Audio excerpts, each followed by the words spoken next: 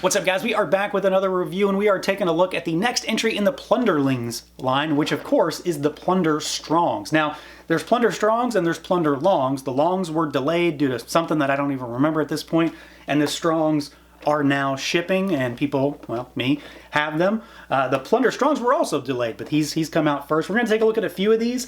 This one in particular is Raider Blitz. They come in these big old boxes that are, of course, very reminiscent of the first Plunderlings. They came in the little crates. These guys are bigger, so they get bigger boxes.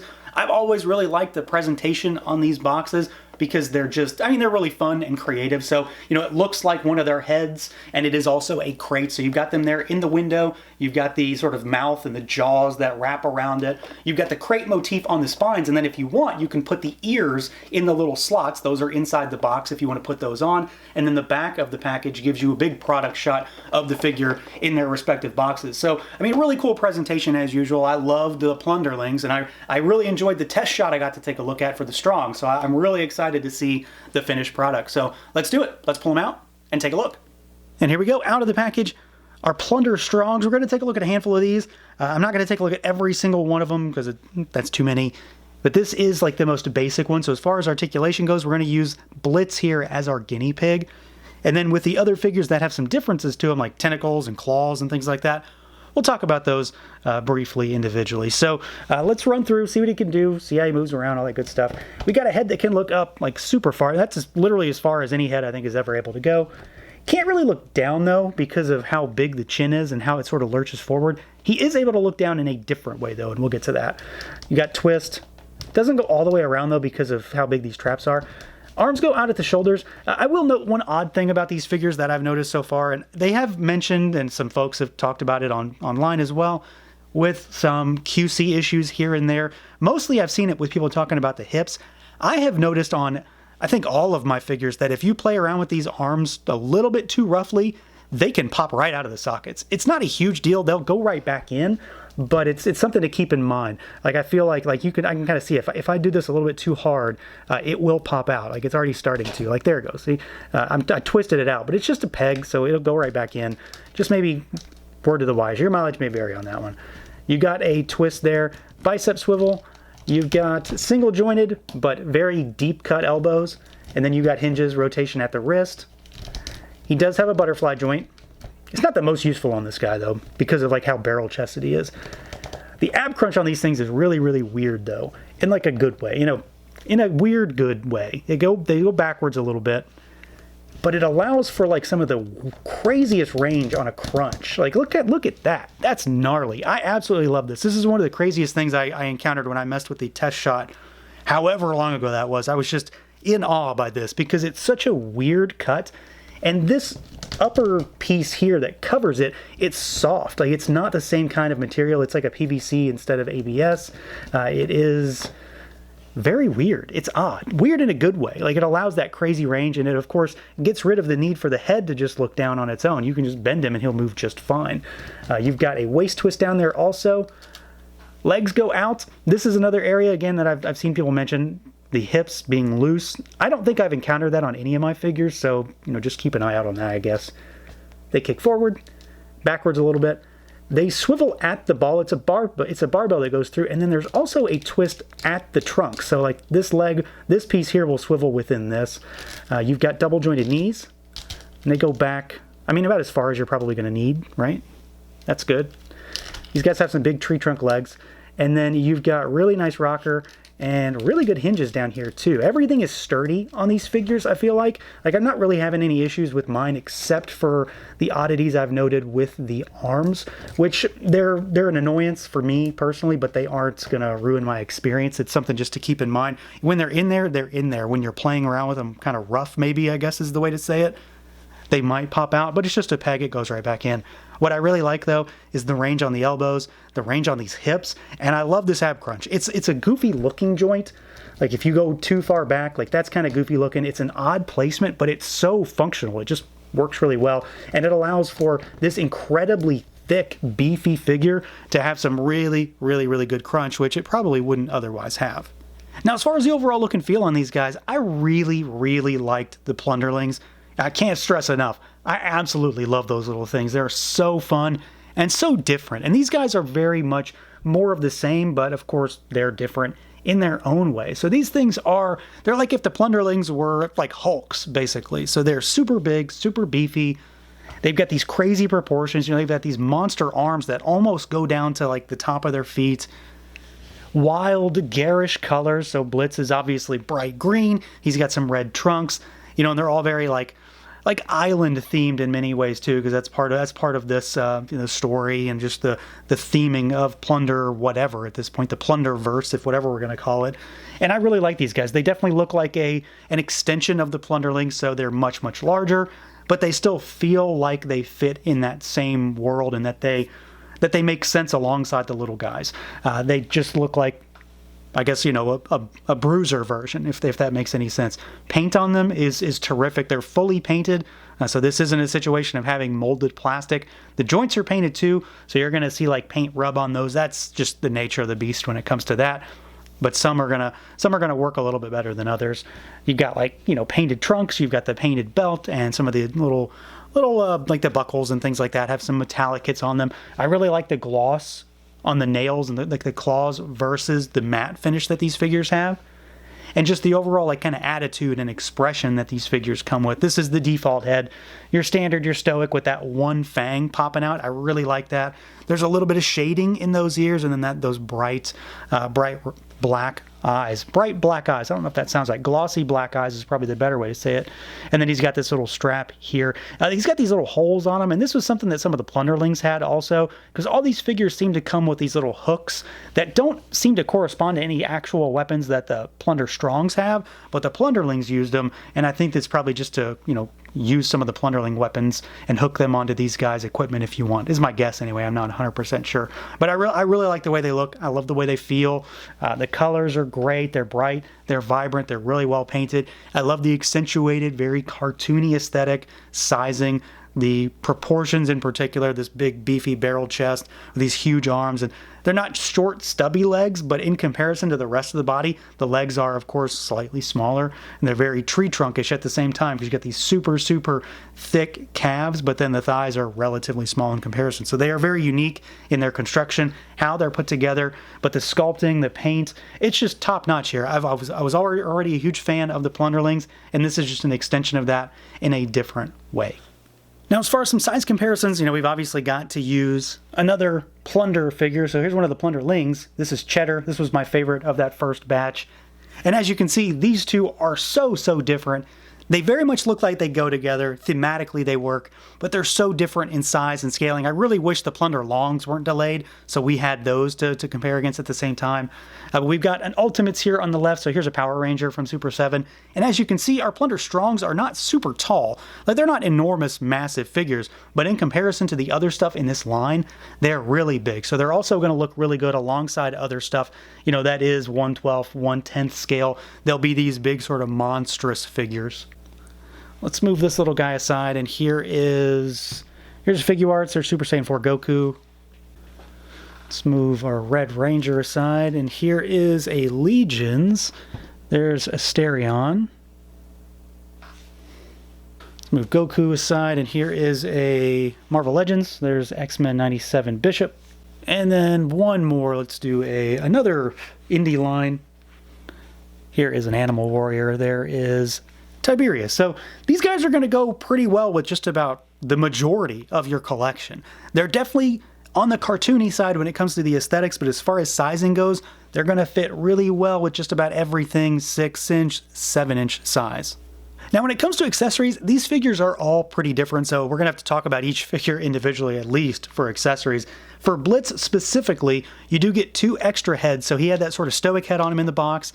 You get a snarling, growling, mouth, teeth exposed, and then you get a full-on screaming head. And I really like both of these. I like this screaming one in particular just because there's so much extra paint up there. Sculpt on all three is really good. And then one of the things that I really loved about the Plunderlings that was a surprise at the time is that those guys have magnetized heads. There's a little magnet up top, and that has translated over to the Plunderstrongs. So he's got this little bandana that you can put on top, and it will just cinch on there. So there's a magnet in the accessory and then in the head, so it's not going anywhere. I really love it. It's a tiny little detail, but it's something that's so different and so unique to these figures that I'm really excited to see it having carried over here. He does include some hands also, so you get a set of gripping hands for this one. And what's really cool about these is that there is a little channel in the hands that is sculpted in such a way to allow the accessories to actually like cinch down in there. So this is what you've got, and you get like this sword hand here, and that sword is actually inside that channel, so it's not going anywhere. And he holds it really, really well, and these have vertical hinges on them. So you get this big old sword, which is very similar to some of the weaponry we got with the Plunderlings. And then he also includes this big chunk of meat, because, you know, why not? So you get this like big turkey leg. And then the other thing that he gets, and I guess this is, I don't remember seeing anything about this, but he includes fists for a green Plunderling. And like all of the Plunderstrongs include a set of fists that will go to a corresponding Plunderling. Because the Plunderlings, if I remember, only came with gripping hands. I don't recall fists. There's so many different ways to get accessories in this line through little crates and add-ons that I can't remember. But you do get these in there as well. So he does come with a lot of cool stuff. It's all, again, he's maybe the more basic of the figures because he's kind of a grunty kind of guy instead of a more unique type of character compared to some of the others. But it's all really cool. You get a very much similar amount of stuff throughout each figure. So heads, hands, and then unique weaponry and things like that. And again, I absolutely love the magnetized head accessories. Now let's run through a couple others so you can get an idea of like the variety here. So this is the Drench Kickstarter exclusive Typhoon figure. And when it comes to all of the Plunderstrongs, they're all essentially the same. This is the outlier, the oddball. Not only is it because, of course, he is translucent, but because he has a very, very different articulation from the waist down. There are a few other figures that have some slight changes, but this guy is very, very different, obviously. So he has tentacles at the waist down. They swivel at a few different points right there, and right there. And then he's got little curly Q ones on the back, which I really, really, really like. I just love the idea of this because you can configure them in different ways. Like you can have them down like this and sort of spread them out a little bit to make it look like he's sort of like crawling, or just have them up, which is probably like the more default look for him, something like that. But I really like this. I love translucent figures. I really like all of the Drench Plunderlings. So this guy was just kind of, you know, another one that I had to get a hold of. Again, Kickstarter exclusive. You couldn't get him at Big Bad Toy Store or anything like that. He does have a few other different things about him as well, not just the fact that he's translucent. So he gets a few different unique accessories. While these figures are all very similar in many ways, they do have unique things about them outside of their color to help set them apart. So Typhoon has like these gauntlet pieces right here. They're sort of finned, so they look nautical. What a lot of this stuff looks nautical. And then he's got this big sawtooth blade, which I really like. Might be my favorite weapon we've gotten so far.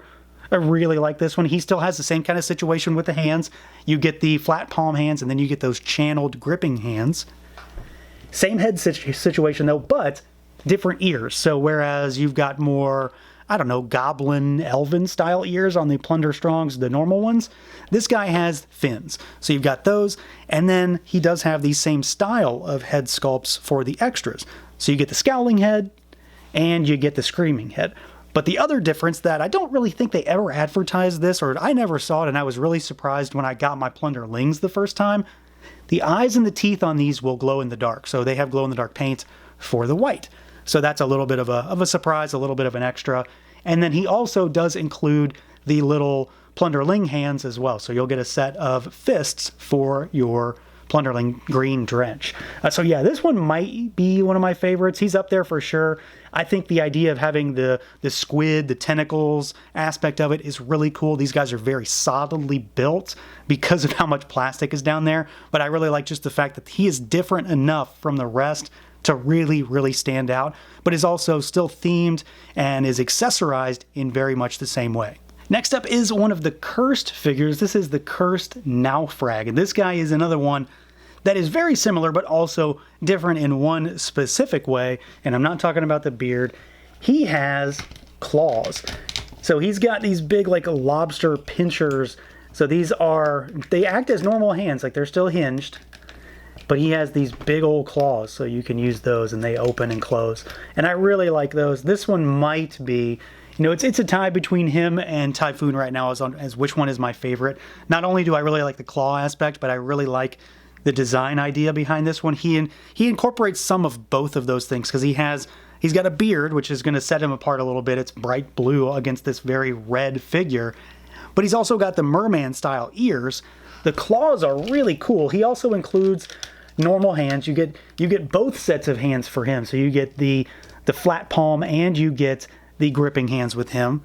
But he also has just some of the coolest accessories too. So I really like this one. He is a little bit different from Blitz in the sense that he has full-on pants, but still overwhelmingly, again, like the same kind of figure, built on the same framework, same base body, all that kind of stuff. But I do like the addition of the beard, and I like the white pants. The bright colors on this one against that red really make him pop. But as I said, he does have some really solid accessories. He includes the same accessories as far as faces and heads go. So you get the scowling one, and then you also get the screaming one. So you get all those options, same stuff there. But he includes this, and this is something that the captain figures include. So this is a big white captain's jacket, and it will sit over top of him like this. It does not actually function as like a, a jacket that you are full on wearing. So this is one that's supposed to be draped over his shoulders. But I really like this, and I specifically like this one. I've got one more to talk about that has a jacket like this, but I prefer this color scheme. So you've got the white and the silver. It's a very pliable plastic, so it does flex and it bends, and it allows you to articulate him some. He's obviously going to be a little bit locked down when that's sitting over top of his shoulders, but if you're putting that on him, you pretty much know what's going to happen anyway. And then he also includes the absolute coolest helmet, mask, face thing, head thing, whatever you want to call it. He has got this Nautilus helmet with like sunglasses. It's stupid. That's the best way to say it. It's really stupid, but it's so funny and good. I absolutely love this. It completes a whole look for this guy. He's a really weird looking creature. You've got this big red lobster claw Hulk kind of creature with a bright blue beard, with the Nautilus shell on top of his head, big fins on his head, and then you've got the captain's jacket. It's really cool. I'm a big fan of this one. A lot of the goofiness on this figure in particular is really what does it for me. He's still, again, very similar to the rest, but he's got a very unique style. And then lastly, we've got Captain Blackjack. Now, I say lastly because this is the last one we're going to talk about. There are at least two more. There's an orange one, which in hindsight, I don't know why I didn't get that one. And then there is also a gray one as well. So there's a couple more, and I'll write that wrong soon enough. But this is Captain Blackjack, and he is, again, more of the same. He's more similar to Blitz in terms of his overall construction. He's got the shorts, he's got the belt, but he has some unique stuff about him too, obviously. So he's got this midnight blue, dark color scheme. He has the same jacket that now Frag has, but it's black and gold. And of course, he's got Captain in his name, so it makes sense. He's got a pirate's captain-style hat, and then he's got earrings on his ears, and he still includes the same three heads. You've got the stoic, you've got the snarling, you've got the screaming head sculpts. So he's got all of that. What really sets him apart, because of course, we've seen a lot of this already if you're going through as a progression of figures so far, what sets him apart is his weapon. He includes this absolute monster of a cannon. So this plays into another accessory set that's also available, like the boom crate, I think is what it's called. So there's like hatchling crates, there's hand crates, and then there is this that goes with the boom crate as a second set of accessories. So this is his big cannon, and he can hold it pretty well. It is going to take, a little bit of finagling to get him posed correctly, but he does hold this just fine. It's hollow, so it doesn't really present any weight concerns. And of course, it goes with him really well. One of the other figures that I don't have also has some smaller cannons as his accessory, and they go with the boom crate too. But what this allows you to do is get this extra set of accessories that includes some blast effects. Well, one blast effect and then a bunch of cannonballs. So you get this little peg here, and it's just a hinged peg that goes in at the end of this, and then you can put on some of these little pieces here. So this is like a cannonball, like just like a gray cannonball. You've got a black one. This is a bowling ball though. There's 3 holes in it, if you can see them. And then you've also got a coconut. So you've got that. But we've also got this too. So this is a spiked ball that goes on another one. So we've got 2 connection pieces here. So this is a blast effect, has the same kind of connection as this. So all of these balls can go on this. and it pops on there, and then it goes on the end. And it makes for the actual blast explosion to make it look like it's ejecting out of that cannon. And I think it works really well. This sells the idea of movement in this. It does present a weight concern because this piece is heavier than this cannon, I believe. So this is solid, this is hollow, but it's still not that heavy. And it does stay in there really, really nicely. I'm very happy with this. It's a humongous, over-the-top, kind of gaudy accessory, but it's really cool. And it does play up the idea of him being, you know, a pirate captain. So they all have their own little unique things about them. They are all different, but I'm really happy with the way he turned out. I like his colors. I like the idea behind his theming, and I like this big monster accessory.